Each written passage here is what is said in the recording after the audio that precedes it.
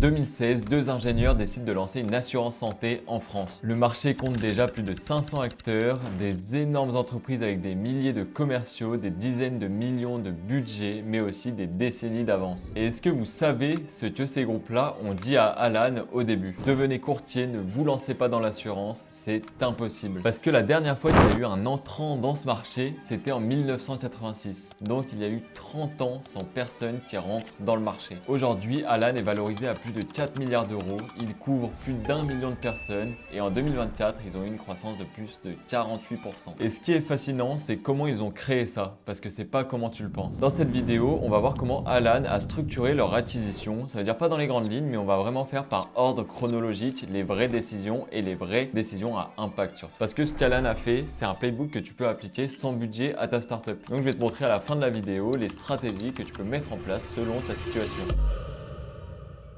Moi, c'est Célien Boileau, je cofonde Winop depuis maintenant 2023 et on accompagne les startups dans l'acquisition digitale, donc c'est dans le fait d'avoir plus de leads entrants grâce au digital. Donc voilà, ce type d'analyse, on va essayer de le faire de plus en plus, donc si tu as des conseils sur la vidéo ou des remarques, n'hésite pas à les mettre directement en commentaire, ça sera avec grand plaisir. Et c'est parti. Pour comprendre déjà ce que Alan a accompli, il faut déjà comprendre le marché. Le marché des assurances en France était complètement bouché. Il était là avec des pionniers de l'assurance et les personnes étaient en place et ne voulaient pas de nouveaux entrants sur ce monde-là et disaient à Alan que c'était complètement impossible. Et pourquoi c'était fermé? C'était pas par malchance, c'est parce qu'il y avait des barrières de réglementation, parce qu'il y avait des barrières de budget qui limitaient complètement le nombre de nouveaux entrants qui peuvent rentrer dans ce marché. Et d'ailleurs, Charles Gorentin l'a dit clairement dans une interview, tout le monde, tous les assureurs disaient que le monde de l'assurance est complètement impossible et qu'il fallait devenir courtier. Et tu devines sûrement qu'ils ont refusé et qu'ils ont voulu relever le défi. Pourquoi ils ont refusé? Parce que devenir courtier, c'est quoi? C'est tout simplement distribuer le produit d'autres. Cela veut dire que tu ne contrôles pas l'expérience, pas les résultats et pas tous les processus. Et donc c'est pour ça qu'ils ont voulu créer Alan. Alors en 6 mois, ils ont recruté 8 personnes. Ils ont lu tous les codes de l'assurance.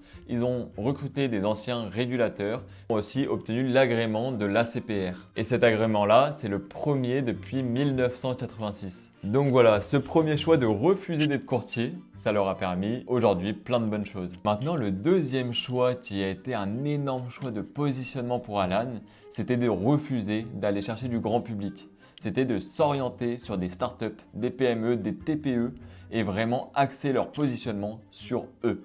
Alors pourquoi ce segment en particulier? Premièrement, c'est parce que c'est le segment qui est le moins servi par les 500 acteurs du marché. Pourquoi? Parce que c'est trop petit pour les commerciaux des grands groupes et c'est trop complexe pour des process lourds pour des mutuelles traditionnelles. Deuxièmement, c'est le monde de la startup et du freelance qui est ultra connecté. C'est-à-dire que si un produit marche, ils vont en parler à tout le monde et le bouche à oreille se fait énormément. Et troisièmement, c'est ce que Jean-Charles Samuelian dit dans plusieurs interviews, c'est que leur product market fit, c'était de créer l'expérience la plus simple possible. Parce que dans un milieu où tout est dur, créer l'expérience la plus simple, ils allaient gagner sans dépenser 1 euro de budget pub. Résultat, on arrive en 2017 et ils ont plus de 1000 entreprises à leur côté sans avoir dépensé 1 euro de pub. La leçon ici, si tu as une startup et que tu te bats contre des gros du marché, c'est de vraiment trouver le segment où tu as le plus d'avantages de perforer le marché. C'est-à-dire qu'il faut vraiment prendre tout le marché dans la globalité et regarder quel segment a été mis de côté. Et c'est cette porte d'entrée où tu peux aller chercher du flux et tes premiers clients sans débourser 1 euro de pub. Parce que les niches sous-exploitées, ça représente toujours des mines d'or. Maintenant, on va voir un peu les canaux d'acquisition que Alan a pris et a utilisé dès le début. Quand Alan décide de recruter son premier growth manager, il décide d'utiliser 2 canaux. Juste 2, le partenariat et le contenu. Pourquoi le partenariat? Parce que là, on va vraiment utiliser l'image d'autres personnes pour valoriser son image et profiter de ça.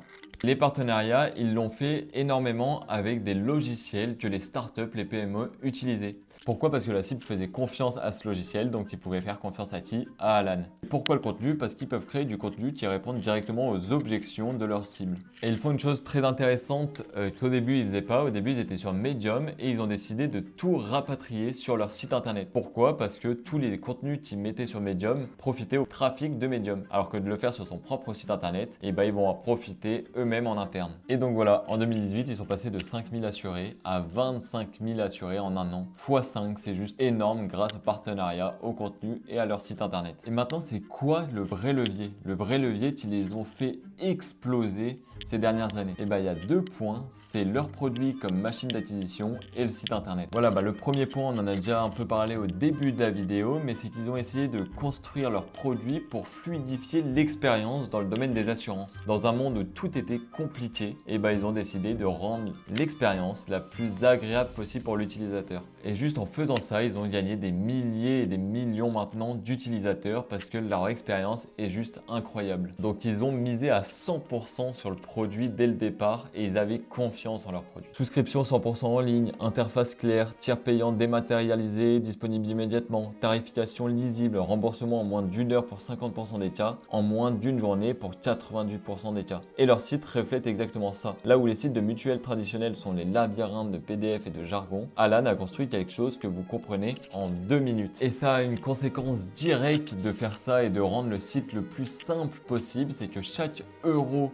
dépensé en pub ou autres canaux, va tout simplement convertir beaucoup mieux que leurs concurrents actuellement parce que c'est beaucoup plus simple avec Alan, donc ça convertit mieux. Et le résultat de tout ça, un NPS à 70 là où leur concurrent est entre 6 à 11. Ils sont presque au niveau d'Apple. Et ce NPS là, c'est leur moteur d'acquisition silencieux. Chaque client va ramener d'autres clients et ça marche comme ça. La recommandation d'Alan est ultra puissante tellement que leur expérience et leur produit est bien. En 2018, Alan fait une décision importante. Il décide de monter en gamme, cibler des entreprises de plus de 20 salariés. Ils construisent une équipe commerciale, mais pas comme une structure traditionnelle, c'est-à-dire que le digital devient quand même la colonne vertébrale de Alan, mais ils essaient de recruter certains sales en interne. Ils ont ajouté une couche commerciale, pourquoi? Pour assurer les deals les plus complexes. C'est Jean-Charles Samuelian qui dit qu'ils avaient cette ambition dès le début, mais ils voulaient monter petit à petit. Une fois que le product market fit était établi sur une petite cible, ils allaient monter de cible et c'est ça qui va se passer d'année après année avec Alan. Le résultat en 2024, 32 000 entreprises clientes, soit 60% de plus qu'en 2023. Ils viennent des appels d'offres publics, les ministères, 65 000 fonctionnaires, des comptes comme Cultura, Intersport, Etam.